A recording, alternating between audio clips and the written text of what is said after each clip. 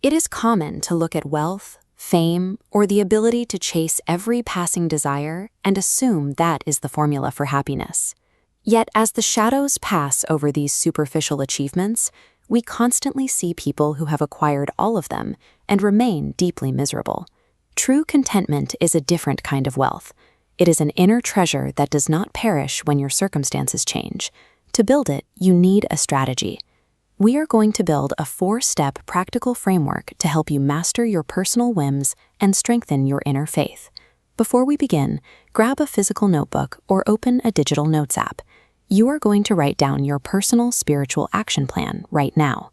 Lasting happiness does not happen by accident, and it certainly does not happen by passively chasing whatever you feel like doing. It requires actively designing and executing a focused spiritual strategy. Step 1. Reframe your standard.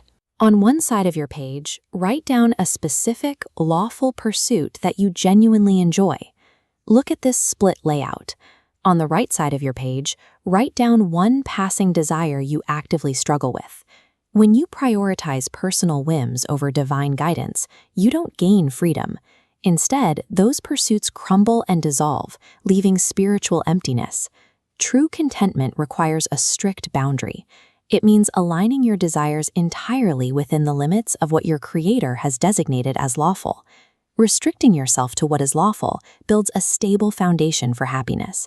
It protects you from the eternal consequences of chasing a temporary, unlawful high. This battery indicator represents your Iman, or faith. It is a highly volatile asset. It increases rapidly with good actions, and it drains just as fast with bad ones, acting exactly like a bank deposit. Step 2.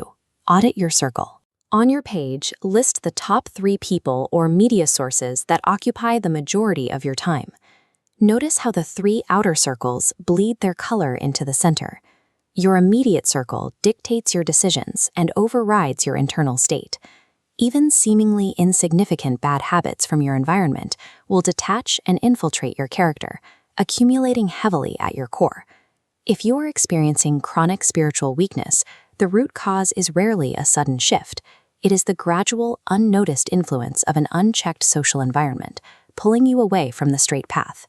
Step 3. Anchor your faith.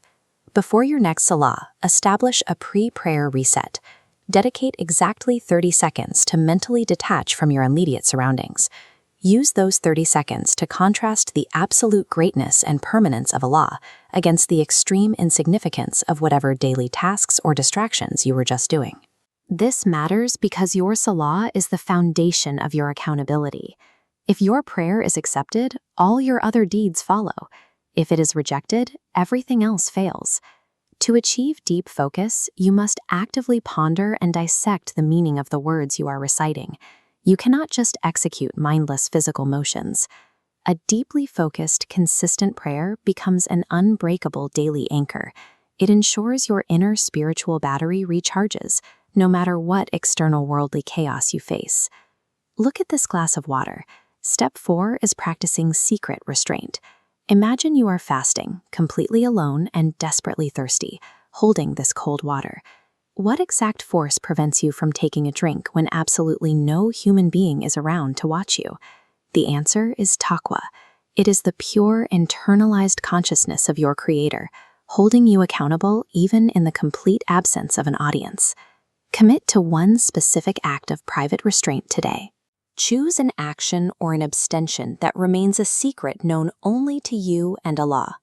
This could mean lowering your gaze, protecting your chastity, or refusing to engage in a digital sin on your phone when no one is looking.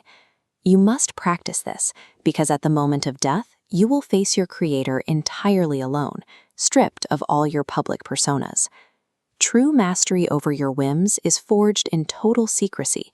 If you can successfully govern your desires in private, public temptations will lose their power over you entirely. Review this spiritual action plan in your own notes. You have just built a 4-step framework. Reframe your standard, audit your circle, focus your prayer, and practice secret restraint. Executing these 4 steps daily constructs an invisible shield of Taqwa.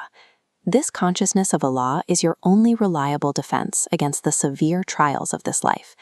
This consistent effort builds the spiritual endurance needed for the ultimate journey. By mastering your whims here, you are preparing to pass over the fire and reach the destination promised to the conscious, eternal entry into Jannah through the mercy of Allah.